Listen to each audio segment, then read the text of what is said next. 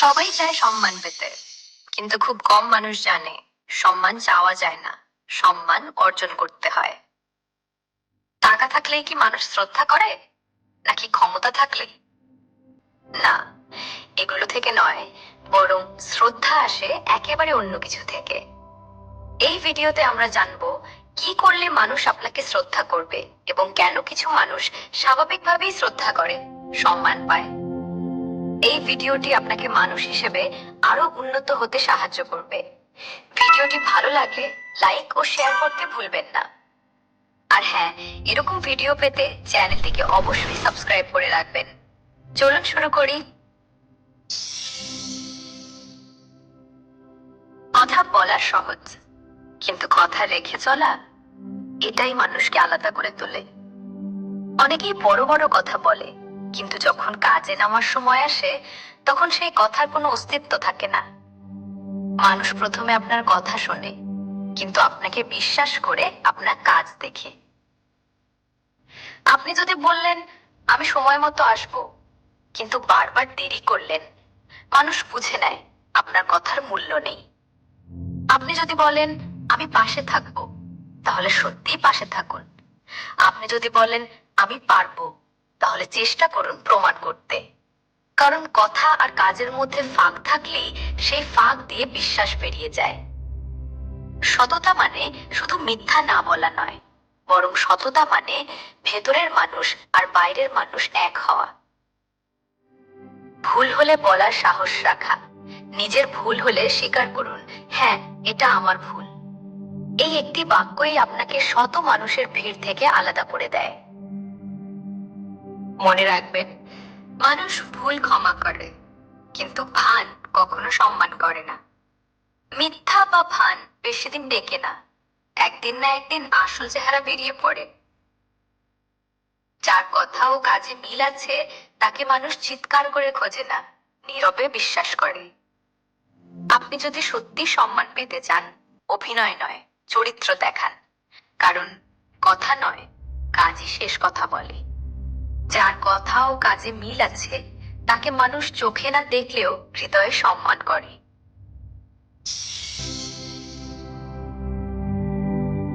মানুষ আপনাকে কেমন সম্মান করে তা নির্ভর করে না আপনার পদবি বা ক্ষমতার উপর, বরং নির্ভর করে আপনি অন্যদের প্রতি কেমন আচরণ করেন তার উপর। সবার সাথে সম্মানজনক আচরণ করা কোনো দুর্বলতার পরিচয় নয়, বরং এটা হলো চরিত্রের একটি শক্তি। আপনি কিভাবে কথা বলেন একজন দুর্বল মানুষের সাথে, সেখানেই আপনার আসল পরিচয় লুকিয়ে থাকে।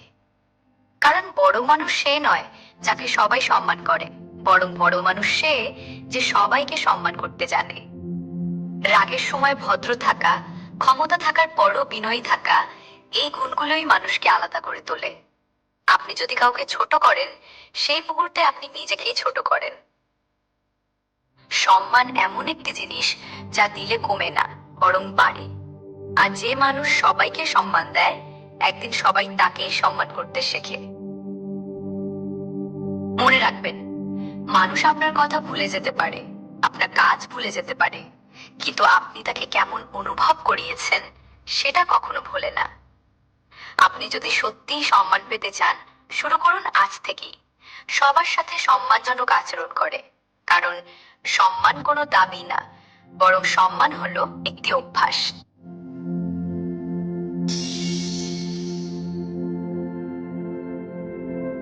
সবচেয়ে বড় দুর্বলতা কি জানেন? নিজের সীমা না জানা। যে মানুষ সব জায়গায় নিজেকে খাপ খাইয়ে নিতে চায়, শেষ পর্যন্ত সে কারো কাছে গুরুত্বপূর্ণ থাকে না। নিজের সীমা জানা মানে অহংকারী হওয়া নয়, বরং নিজের সীমা জানা মানে নিজেকে সম্মান করা। সব কথায় হ্যাঁ বলা মানুষকে ভালো বানায় না, বরং মানুষ তাকে হালকাভাবে নিতে শেখে। যেখানে আপনার মূল্যবোধে আঘাত লাগে, যেখানে আপনাকে ছোট করা হয়, সেখানে চুপ করে থাকা ধৈর্য নয়, সেটা আসলে নিজের প্রতি অবহেলা করা। মনে রাখবেন, যে মানুষ শান্তভাবে না বলতে পারে সে ভেতরে ভেতরে খুব শক্ত হয়। নিজের সীমা পরিষ্কার থাকলে আপনি জানতে পারবেন কোথায় থামতে হবে। আপনি কাউকে সবসময় খুশি করতে পারবেন না, আর সেটাই স্বাভাবিক। কিন্তু আপনি যদি নিজের সাথে সৎ থাকেন, নিজের সীমাকে সম্মান করেন, মানুষ একদিন আপনাকেও সম্মান করতে শিখবে। মনে রাখবেন, সম্মান শুরু হয় নিজের সীমা জানার মধ্য দিয়ে। নিজেকে ছোট করে নয়, নিজেকে বুঝে চলুন। কারণ নিজের সীমা জানা মানুষকেই মানুষ গুরুত্ব দেয়।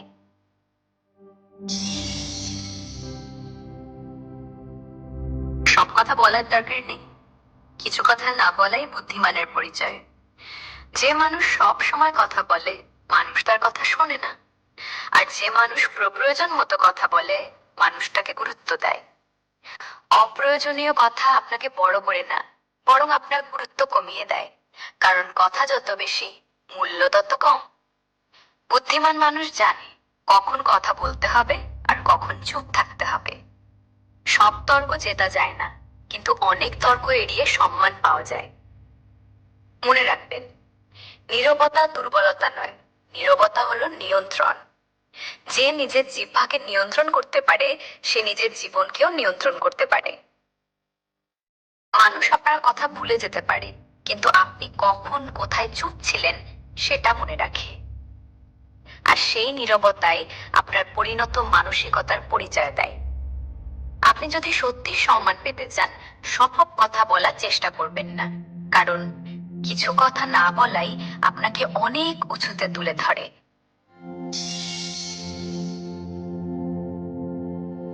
দায়িত্ব নেওয়া সবার পক্ষে সম্ভব নয়, কারণ দায়িত্ব মানে নিজের কাজের ফল মেনে নেওয়া। ভুল হোক বা সঠিক, দায়িত্ব নেওয়া মানুষই আসল মানুষ।